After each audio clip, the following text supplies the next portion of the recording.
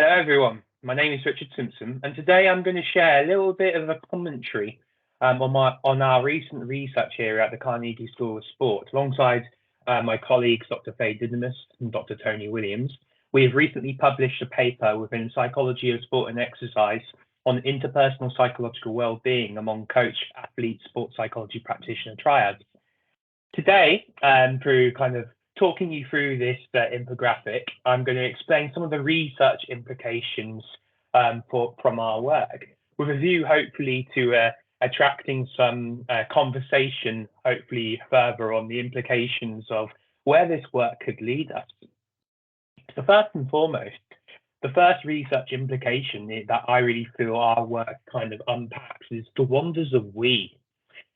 So our work really signals a transition from individual perspectives of psychological well-being among sport performers towards more interpersonal, intersubjective, and collective understandings of well-being.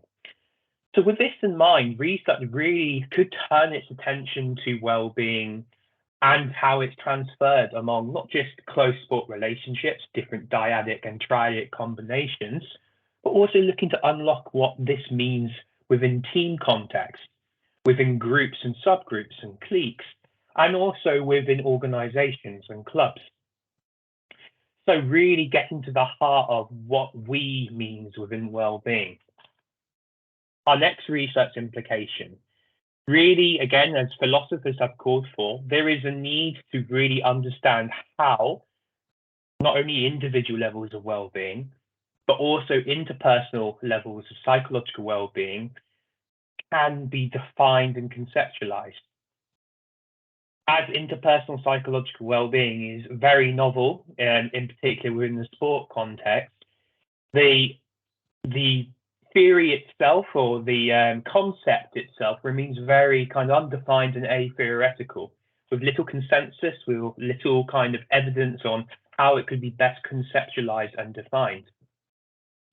Future research should then therefore look to unpack its theoretical and philosophical nature, and some research within kind of broader psychology, within broader philosophy, has really made some really kind of important contributions in suggesting that rather than keeping our value judgments in-house, we should look to co-produce how well-being on different levels could be defined across different sport contexts.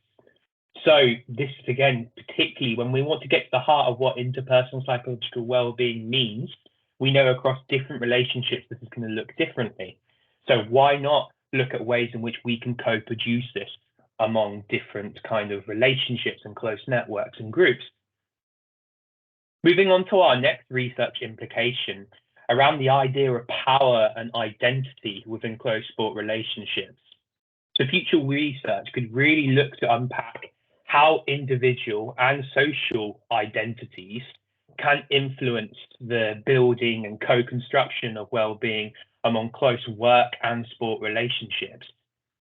In particular, while it wasn't an aim of our research, we acknowledge that very much power and gender dynamics could play a massive role within forming these relationships, within maintaining and developing these relationships, and in kind of the influence and shaping of well-being among these performers. Therefore, we feel this is a really kind of important line of inquiry to kind of understanding that varied nature of well-being in close sport relationships. And that finally, one of our other integral research implications from this is really getting to the heart of temporality and change. So the idea that whilst we've kind of acknowledged key transfer mechanisms to well-being within the form of interpersonal coping, emotional contagion, and social appraising, we could really unpack this further in understanding changes to well-being and how it can be transferred among performers over time. So this could really be a worthwhile inquiry through a range of longitudinal and ecological momentary assessments, for example, but we also could tap into alternative ways of viewing time. And there's just a few aspects here that, as well as tapping into well-being contagion, we can understand temporality, through diaries, think aloud, timelining, or letter writing to really get to heart of achieving this. There is also, whilst it hasn't been mentioned in the paper, there are so many different ways in which, and different kind of innovative techniques that we could use to get to the heart of psychological well-being in sport, especially among close sport relationships. And I would urge people to look beyond kind of the boundaries of sport to really unpack how we can understand how well-being kind of is experienced, how well-being is kind of formed and developed and maintained, like different types of narratives of well-being, different types of impressions of well-being. We leave that very vague for now, but I'm open to having further conversations. Hopefully in the link for this video, also within the infographic, got the DOI here. So there is a pre-proof available and soon to be a proof available of our recent paper.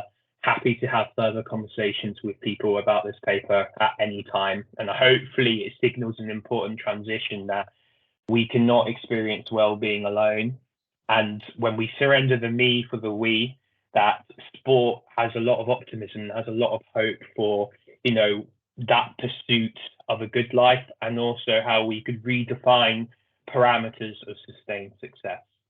Thank you very much for listening, and I wish you well. My email is r.a.simpson@leedsbeckett.ac.uk.